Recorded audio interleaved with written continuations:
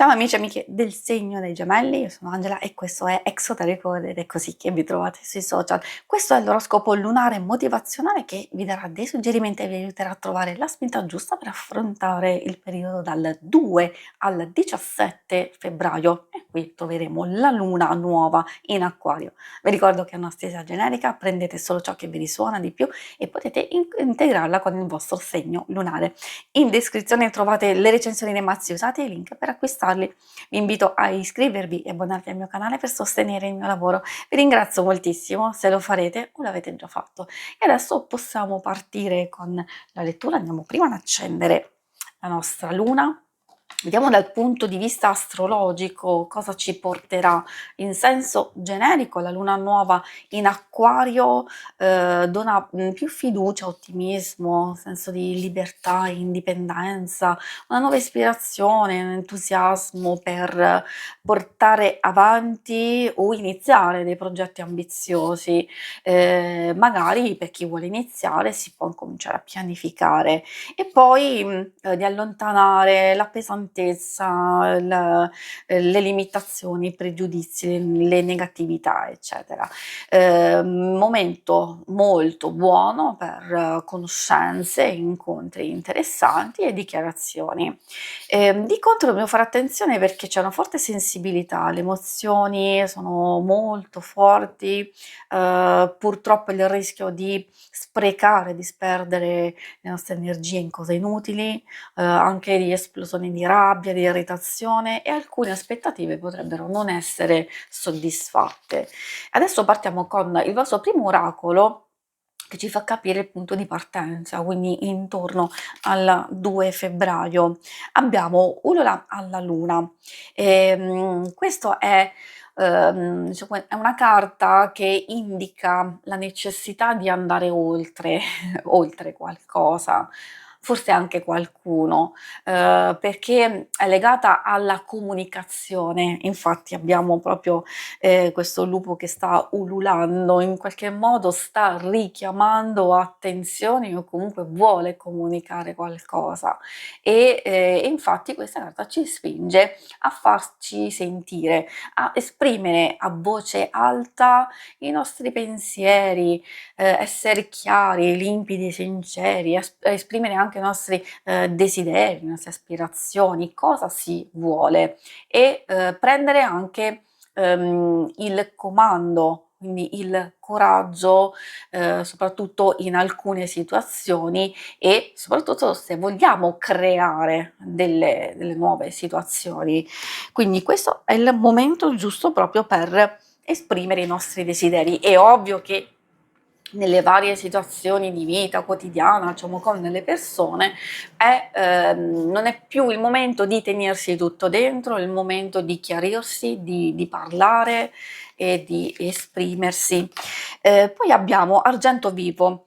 Ha un'energia fortissima perché in questo caso ci dice che può esserci un periodo che è abbastanza movimentato, qualche evento fortunato, qualcosa di bello, di positivo che però potrebbe essere molto fugace, molto veloce, quindi meglio approfittare subito di un'occasione o di un cambiamento temporaneo, quindi questo momento bello, ok, può arrivare, diciamo, in vari ambiti della vostra vita, però potrebbe essere breve, ma comunque molto molto intenso.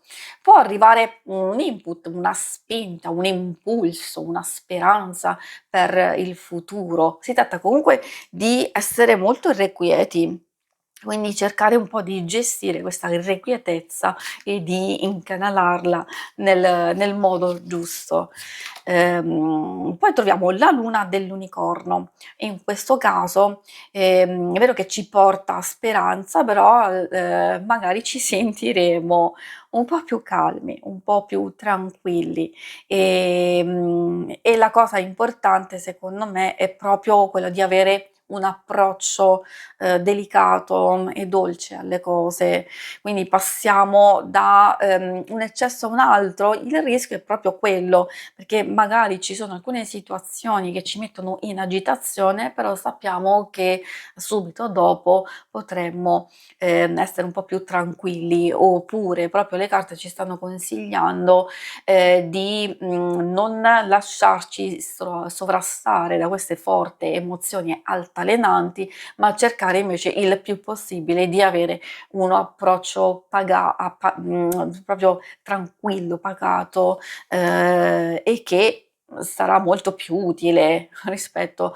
all'irrequietezza nelle varie situazioni e qui soprattutto di poter utilizzare il nostro potere, le nostre possibilità al meglio. Indica anche l'avvicinarsi pian pianino a obiettivi importanti, quindi di continuare a procedere, quindi non scoraggiarsi se alcune cose non si realizzano subito, ma di continuare e si è man mano sempre più vicini all'obiettivo. E adesso passiamo ai suggerimenti dell'oracolo dello sciamano. Vediamo quali indicazioni troviamo. Il primo oracolo che ci parla attraverso la montagna sacra. Il messaggio che ci porta questa carta è di coltivare il nostro spazio interiore dove poter cercare guida e risposte. Quindi effettivamente ha a che fare con un cammino interiore. Tantissime cose partono da noi e quindi in realtà sì, il cammino potrebbe essere anche interiore. Io spero che alcuni di voi possano invece intraprendere magari un cammino, un pellegrinaggio, un qualcosa anche a livello fisico. Può aiutare assolutissimamente, quindi impegnarsi in qualcosa. Poi porta con sé il fatto di riconoscersi in ciò che si ama e in ciò che si fa. Ecco perché diciamo spinge verso il coltivare il proprio spazio, perché è la nostra visione interiore che va a modellare la realtà e quindi di sfruttare la propria saggezza, gentilezza, consapevolezza, quindi di non evitare gli ostacoli, perché la montagna ha anche a che fare, diciamo, purtroppo con degli ostacoli, degli impedimenti che abbiamo davanti a noi, ma non dobbiamo bloccarci, non dobbiamo fermarci e quindi evitare gli ostacoli, ma attraversarli, affrontarli. Poi andiamo a vedere l'altro messaggio che arriva dal vento.